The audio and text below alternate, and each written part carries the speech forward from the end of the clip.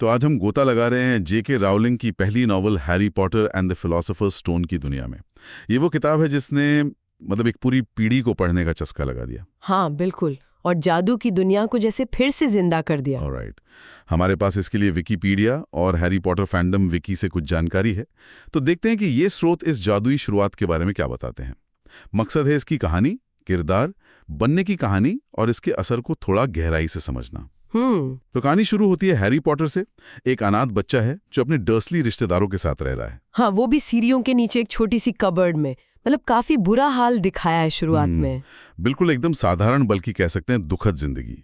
और फिर 11वें जन्मदिन पे सब बदल जाता है। हॉगवर्ट्स का लेटर, वो जादुई पल। हाँ, वहीं से उसका असली सफर शुरू होता है।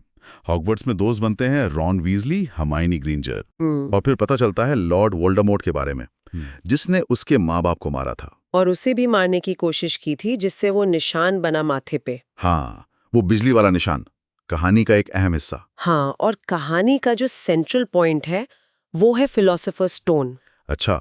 विकिपीडिया बताता है कि ये एक ऐसा पत्थर है जो अमरता का अमृत बना सकता है। और जाहिर है इससे वोल्डेमॉर्ट हासिल करना चाहता है। बिल्कुल, वो जो उस रात हैरी पर हमले के बाद कमजोर हो गया था, उसे अपनी ताकत वापस चाहिए। तो फिर हैरी, रॉन और हर्माइनी वो इसे बचाने निकल पड़ते हैं। हाँ, वो ठान लेते हैं कि इसे गलत हाथों में नहीं पड़ने देना है, और फिर उन्हें कई जादुई बाधाएं पार करनी पड़ती हैं। जैसे वो 3 सिरों वाला कुत्ता, शैतान का फंदा, उड़ने वाली चाबियां। हाँ, और वो विजर्ड्स चेस।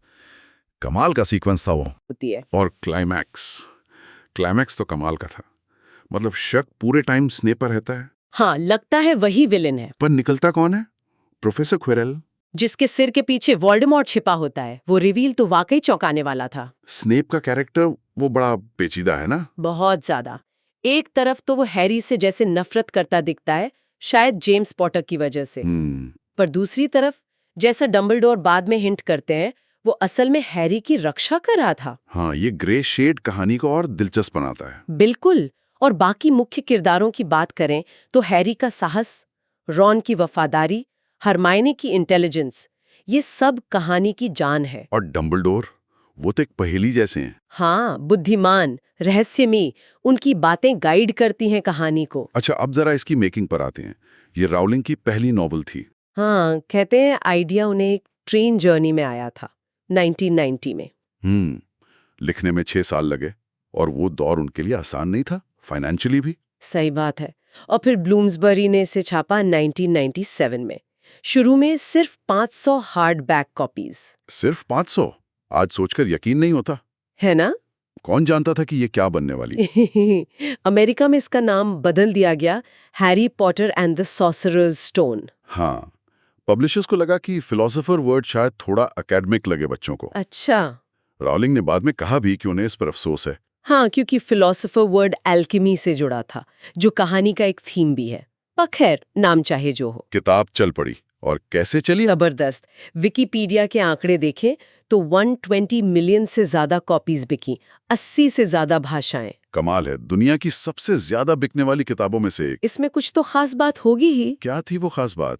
क्रिटिक्स ने क्या कहा? बहुत तारीफ हुई। राउलिंग की इमेजिनेशन, उनका ह्यूमर, कहानी कहने का अंदाज, सब कुछ। भाषा सीधी सादी पर बातें गहरी। कुछ ने तो जेन ऑस्टिन और रोल्ड डाल से तुलना कर दी। वाह।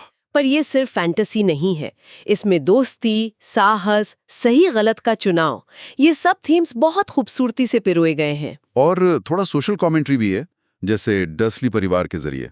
हाँ, भौतिकवाद पर एक तरह का व्यंग्य। और इसका असर सिर्फ किताबों तक तो नहीं रहा। अरे बिल्कुल नहीं।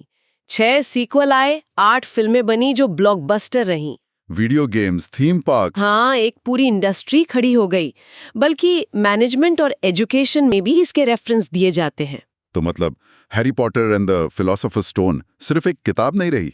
नहीं, ये एक कल्चरल फिनोमेना, एक सांस्कृतिक घटना बन गई, जिसने दुनिया भर के लाखों लोगों को छुआ, पढ़ने की आदत डाली। सही कहा। और आखिर में एक सवाल सोचने के लिए छोड़ जाते हैं। क्या इस किताब की इतनी बड़ी सफलता का राज सिर्फ जादू और एडवेंचर है, या फिर इसमें जो दोस्ती, वफादारी और मुश्किल हालात में सही रास्ता चुनने जैसे यूनिवर्सल वैल्यूज हैं, हाँ।